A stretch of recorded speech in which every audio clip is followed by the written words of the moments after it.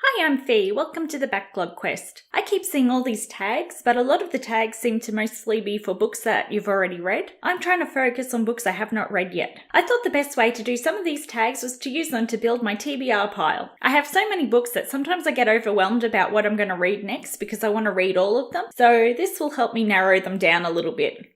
And I've just finished my most recent book, so it's the perfect time to go and build my TBR pile. While I'm using the tag to pick out books, I won't be reading them in the order that I list them. And from the thumbnail, you already know that I've chosen to do the Disney Princess tag. I first saw this tag on Kara Skinner's channel, which I have linked below. And looking up the Disney Princess tags, I saw that there was more than one, but this one seems to be the most appropriate for building a TBR pile, at least for me personally. The first tag is Anna and Elsa, a book involving siblings. And for that, I have chosen Imposters by Scott Westerfield. Scott wrote the book series Uglies, which I've partly read before. I still need to go finish that one day. But this book is about Frey was raised to take a bullet. She's the body double for a twin sister, Raphae, the precious first daughter of Shrev. And her existence is closely guarded secret. Well, Raphae was schooled to be the perfect heir. Frey was trained to be the ultimate weapon. When their father sends Frey in Raphae's place as collateral in a precious deal, she must become the perfect imposter, as poised and elegant as her sister. But soon Colonel Blackbox, the son of the rival leader, is getting close enough to spot the killer inside. As the deal falls apart, Frey must decide, can she trust Cole with the truth? In a life built out of lies, can she trust anyone? So yeah, this is about two sisters, which is why I've chosen this book for the siblings tag. The second option is Rapunzel, a book that made you emotional. My first thought was when I saw this tag was, how can a book that I haven't read make me emotional? And started going through my list and I found one. And that is the Quandahorn Experimentations by Robert Grant and Andrew Marshall. And the reason that this book makes me emotional despite not reading it is that Rob Grant is one of the creators of one of my favourite TV series, Red Dwarf.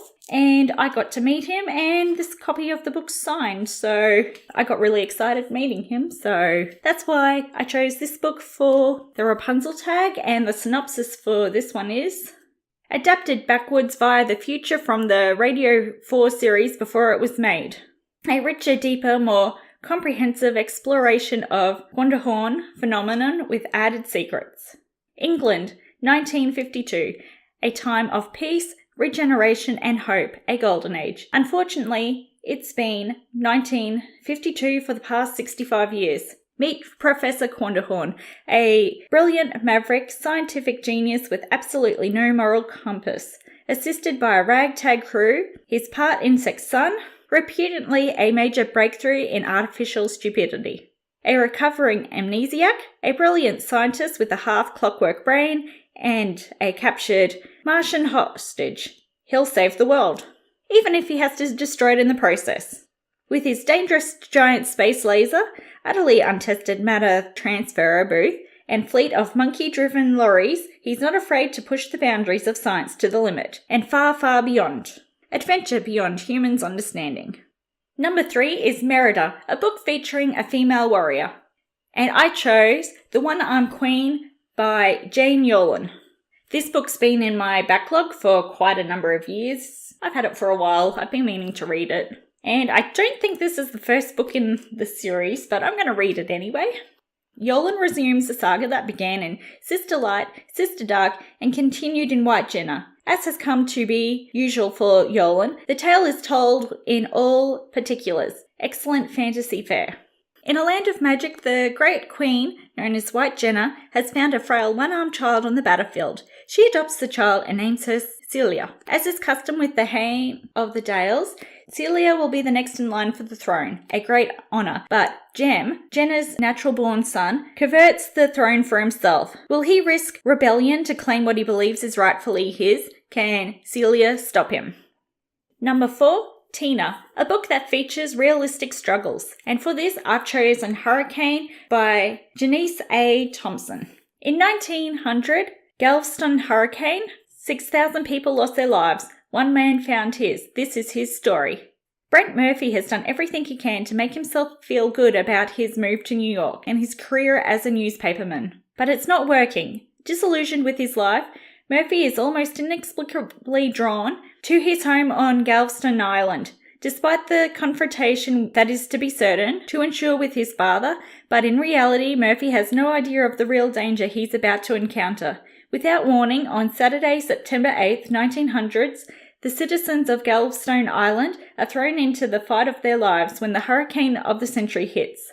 This enormous natural disaster from the unforgettable backdrop from his compelling story of one man's journey to freedom from his past based on the actual events of the 1900 Galveston hurricane. Based on real events, so it's definitely a realistic struggle. Number 5, Belle, a literacy book or classic. For this I've chosen The Three Musketeers by Alexander Dumas. And this book has been something. I've always liked the other stories that are made with the Three Musketeers, but I've never actually read his work on it, so I want to read them for myself. And you probably know the story yourselves even without me reading the synopsis, but I'm going to anyway. One of the most celebrated and popular historical romances ever written, The Three Musketeers tells the story of the early adventures of young Gascon, gentleman D'Artagnan, and his 3 friends from the regiment of the King's Musketeers, Athos, Porthos, and Aramis. Under the watchful eye of their patron, M.D. Trevel, the 4 defend the honour of the regiment against the guard of Cardinal Richelieu. I can't pronounce these words, I'm really sorry. And the honour of the Queen against the machinations of the Cardinal himself as the power struggle of the 17th century France are vividly played out in the background. But the most dangerous encounter is with the Cardinal spy Milady, one of literature's most memorable female villains, and Alexander Dumas employs all fast-paced narrative skills to bring this enthralling novel to a breathtaking, gripping, and dramatic conclusion. Number 6, Pocahontas, a nature-themed book, or a book by a naturalist, and I don't really have too many books that are nature-themed, so I went a little bit loose with this and chose Girl's Book of Fish, a novel in 12 Fish by Richard Flanagan. Once upon a time, that was called 1828, before all the fishes in the sea and all the living things on land were destroyed, there was a man named William Gould, a white convict who fell in love with a black woman and discovered too late that love is not safe. Silly Billy Gould. Invader of Australia, liar, murderer, and forager. Condemned to the most feared penal colony in the British Empire, and there ordered to paint a book on fish. Once upon a time, there were miracles. I bought this book because it was on sale, and I liked the cover, and the title intrigued me, and it's been in my backlog for over 12 years because I haven't read it yet. Number 7, Jasmine, a book about the desire to be free. I was a bit loose about this one because I'd picked up this book and went, I want to read this one sometime in the near future. Now let's see which tag I can make it fit the most. And that book is Pawn by Amy Carter.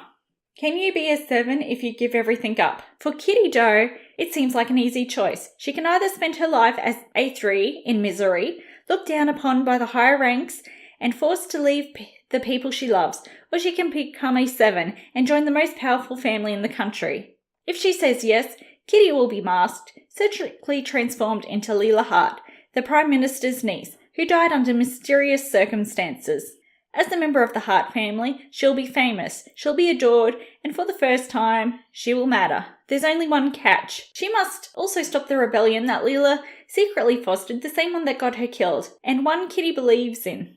Faced with the threats, conspiracies, and a life that's not her own, she must decide which path to choose and learn how to become more than a pawn in a twisted game she's only beginning to understand.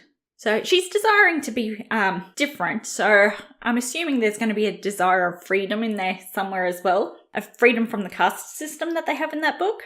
Number 8, Mulan, a book featuring war or battles, and I've chosen Defy the Stars by Claudia Gray.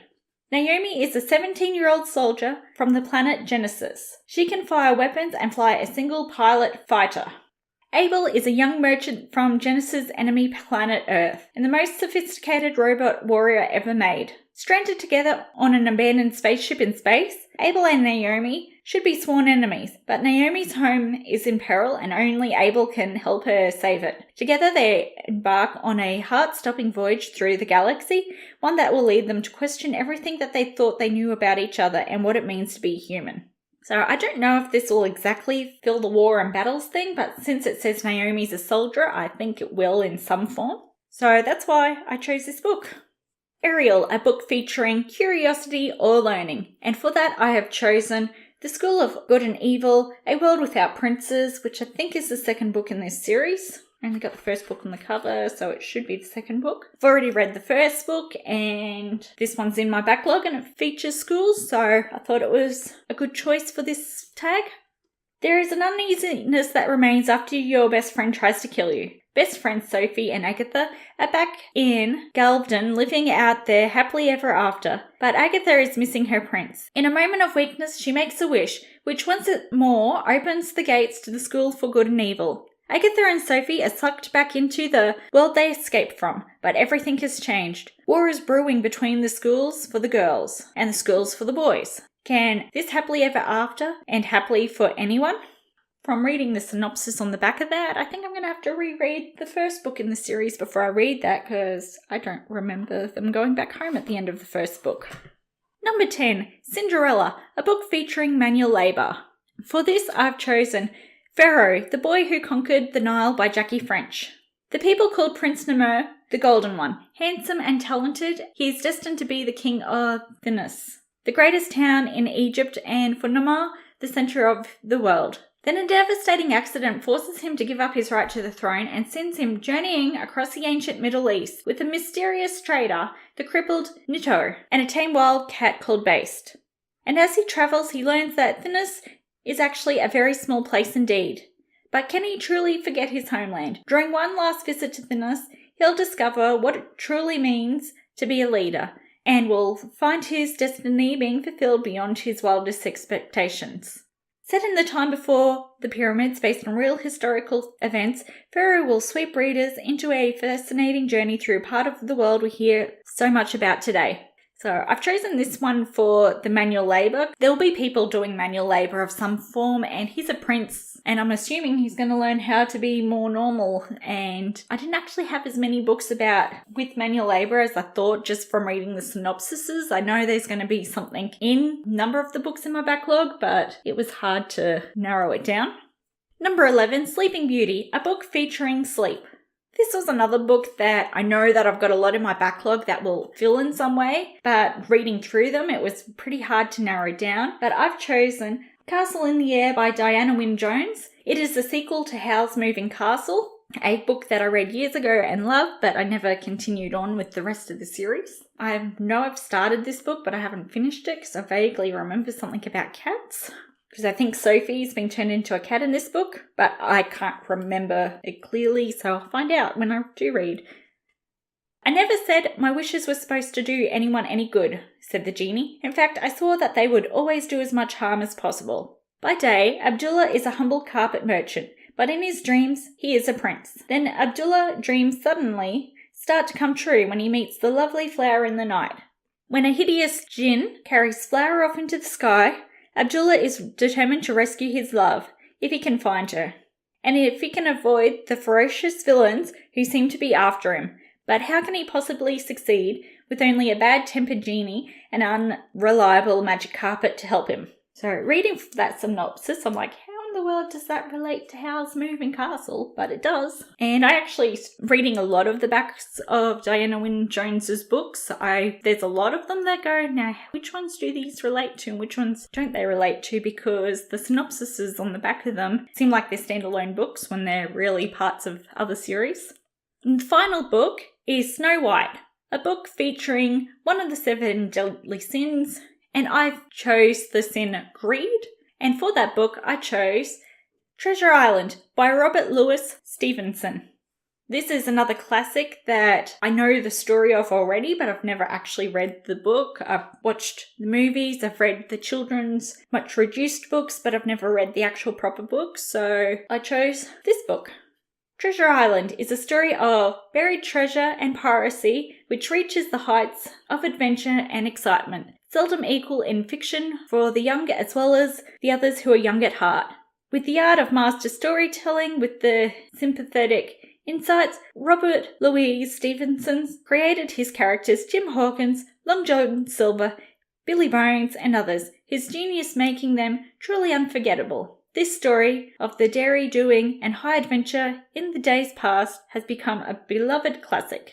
And that is it for all the tags, so 12 books. That will probably take me 3 or 4 months to read, going at my current rate of reading 4 books a month.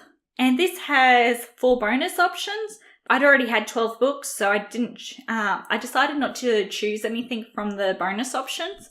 But if you're curious, the bonus options are Megara, a book featuring Greek mythology, and going through my books at a glance, I didn't have anything that I hadn't read already about Greek mythology. So I have books about Greek mythology, but I've read them all. And I was going to choose items from my backlog to talk about, but a lot of the books that I thought were about Greek mythology that I was going to talk about are actually about Roman mythology. I decided for this section that I wasn't going to cover books already read in my backlog. Number 14, Alice, a book featuring nonsense or a book featuring unusual worlds, animals and princesses. A few of the books in my backlog that are listed for the tag could fill that anyway. 15, Maid Marian, a book with a canine. I guess they chose a canine because Maid Marian is a fox in the Disney movies. Number 16, Nala, a book with a feline. And what upsets me about this list is they've got the likes of Nala and Megara, but they don't have Kida from Atlantis, and Kida is one of my favourite Disney princesses. It's like Jasmine is my favourite Disney princess, but Kida was always my second. So that's it for the Disney princess tag. I'll be reading these books in the next coming months, and after that I'll see if I'll do another tag to build my next TBR pile. So if you know any tags that are TBR friendly, let me know down below. And I'll see you all next time.